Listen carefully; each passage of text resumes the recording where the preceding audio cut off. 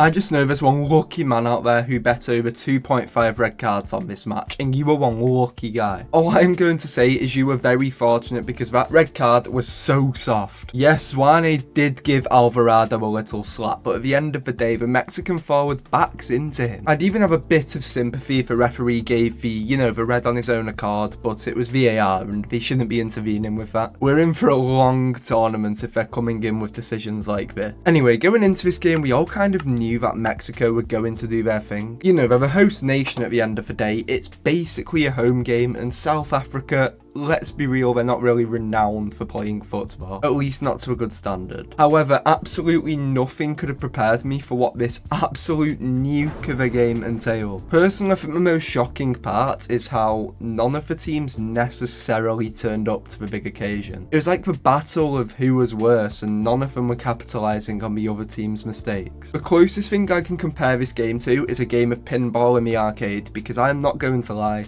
that ball left the pitch way more times than it should have, and not even from like a little deflection. Like, players were genuinely just booting it off. As if the passing wasn't bad enough, the final product was honestly abhorrent. Neither team could finish their chances, and in fairness, Mexico got quite lucky to put 2 away, but that's just because of how many they had. Even for their first goal, it was off the back of like an abysmal mistake from a South Africa team. I mean, the guy who did it definitely lives up to his name, Sitole, more like shithole, because that was what his performance was. Sitole making a game-defining mistake was genuinely written in the stars, and fair play. I've never seen someone pay that much respect to their second name before. As if this wasn't bad enough for your World Cup debut, later in the game, Gutierrez was through on goal and Sitole just, took him down. It was such an obvious denial of a goal-scoring opportunity, and that guy was off the pitch, so his contribution was a goal to them and a man down for South Africa. It's not ideal. Jokes aside, I do feel bad for the guy, because at the end of the day, this was his first World Cup, so he must have been devastated,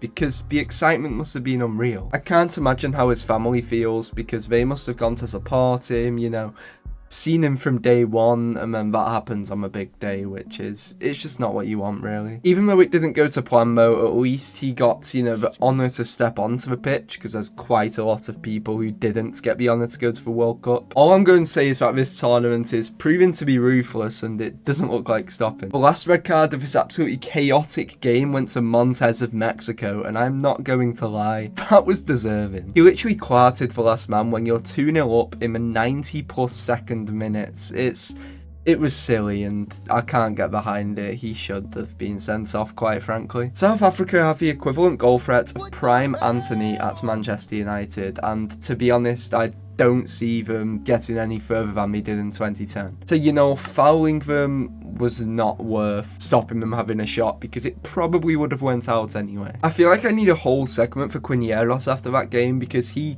was moving like prime Messi, I'm not gonna lie. He lit up the Azteca literally every time he was on the ball. Even off the ball, his movement was just great, and he was definitely the only player who showed real class. For his first goal, the simplicity just made it, a perfect finish to put them ahead and take the chance, and he also played a key part in the second, so you can't really ask for much more from a World Cup, first game. Considering this group isn't really too challenging, I'm actually really excited to see how Quiñeros does in this tournament, because, if he can bag goals now, then who's stopping him from getting more goals than the likes of Kane? It's not like England are going to go far anyway. At least that's my opinion. Another player who could not deserve more individual praise is undoubtedly Raul Jimenez, and it's a miracle he's even with us right now. As you'll probably know, his fractured skull was a career-ending injury, could have ended his life, but somehow he has made it for this World Cup. The fact he scored his first World Cup goal at 35 after coming back, bear in mind, that must have been a mountain to climb,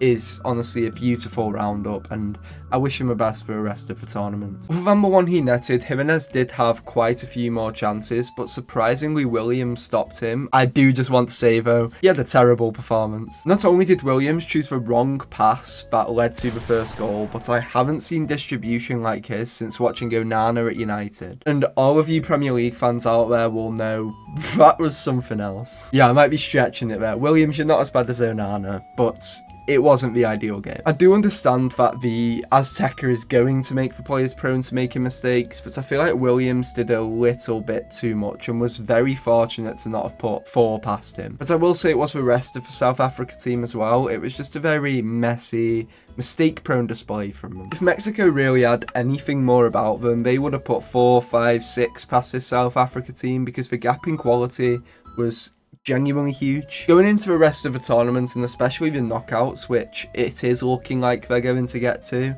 they really need to up their game in the attack, because 70% of World Cup attacks would have put the ball in the back of the net twice as much. The amount of gold and platter chances given to Mexico by South Africa warrants 5-star service. It wouldn't even surprise me if the Mexico front three left a tip on their doorsteps next day. You can also do the equivalent and tip me by subscribing, because I'm going to be pumping out World Cup content day and night.